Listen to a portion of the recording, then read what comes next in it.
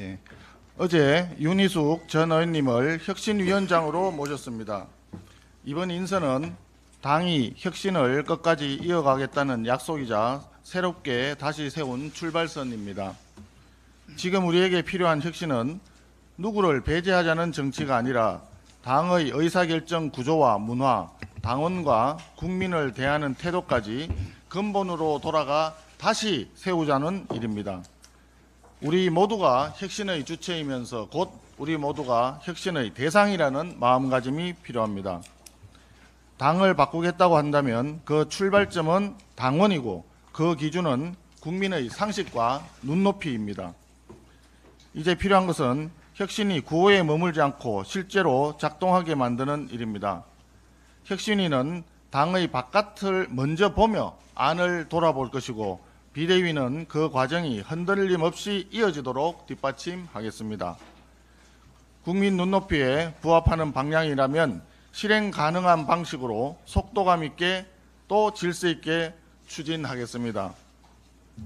윤희숙 위원장님을 비롯한 혁신위원 여러분께서도 당을 바로 세우는 그 어려운 길에 각별한 책임감과 용기를 보여주시길 당부드립니다. 인사에 대해서 말씀드리겠습니다. 2017년 문재인 정부는 공직인사 검증을 위한 7대 기준을 발표한 바 있습니다. 병역 면탈, 불법 재산 정식, 세금 탈루, 위장 전입, 연구 부정행위, 성 관련 범죄, 음주운전 7가지였습니다. 문재인 정권은 7대 검증 기준을 발표만 했지 지키지는 않고 사실상 유명무실화 했습니다. 그런데 윤석열 정부 출범 당시 더불어민주당은 다시 7대 기준을 들고 나왔습니다. 이번에 행안부 장관 후보자로 지명된 윤호중 당시 더불어민주당 비대위원장 이런 말을 했습니다.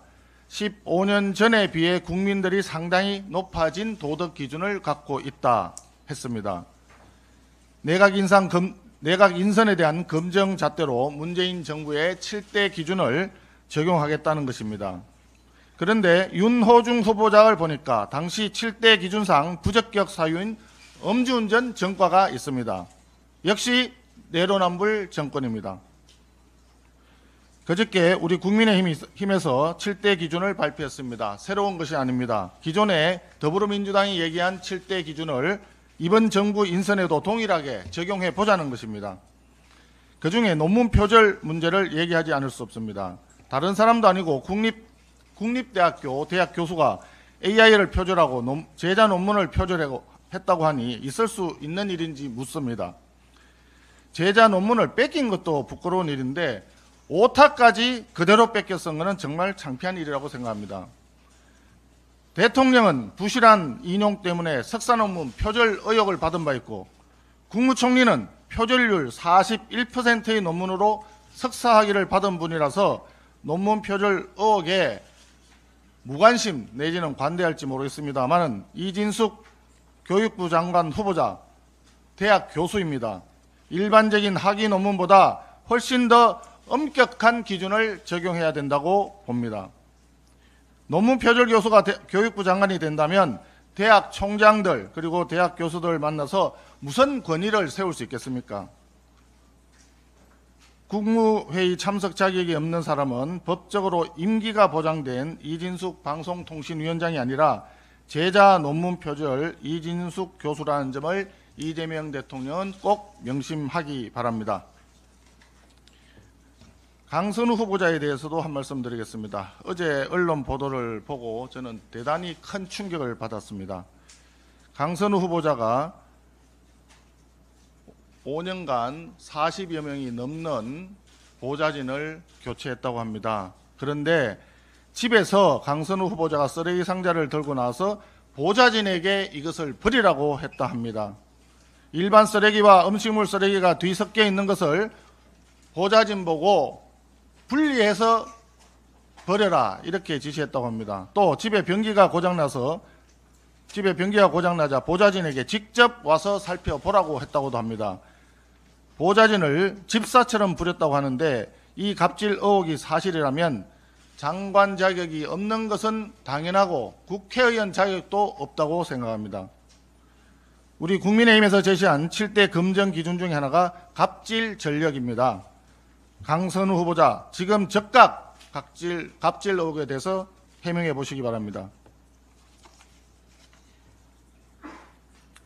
말로는 정치 보복은 없다고 했던 이재명 대통령이 이제는 진짜 안 하는 줄 알았냐 하면서 특검의 칼날을 휘두르고 있습니다. 야당 국회의원에 대한 압수수색, 전직 국무위원에 대한 출국 금지 조치가 이어지고 있습니다. 급기야 더불어민주당 유력주자인 당대표 유력주자인 박찬대 의원은 우리 국민의힘을 직접 겨냥해서 위헌적인 야당 말살법 발의까지 얘기하고 있습니다. 정권의 하수인으로 출범한 특검 그리고 절대다수 의석을 앞세운 이재명 정권과 더불어민주당의 행태는 명백한 정치 보복이며 노골적인 야당 탄압입니다. 여당 무죄, 야당 유죄의 이재명식 독재 정치가 본격화되고 있습니다. 겉으로는 협치를 말하면서 실제로는 군사 정권이 하던 일을 그대로 답습하고 있습니다. 자신들이 그토록 비난하던 군부 독재 망령의 빙의된 모습입니다. 우리 국민의힘은 결코 물러서지 않겠습니다. 끝까지 부당한 정치 보복과 야당 탄압에 맞서 싸우겠습니다. 아울러 이재명 정권의 사법 장악과 입법 폭주를 막기 위해 독재 방지 특별법 제정을 추진하겠습니다. 무엇보다 피의자인 이재명 대통령 본인의 형사재판이 정상적으로 계속될 수 있도록 법적 근거를 마련하겠습니다. 독재에 결코 굴복하지 않겠습니다. 오직 국민만 바라보고 국민과 함께 끝까지 싸우겠습니다.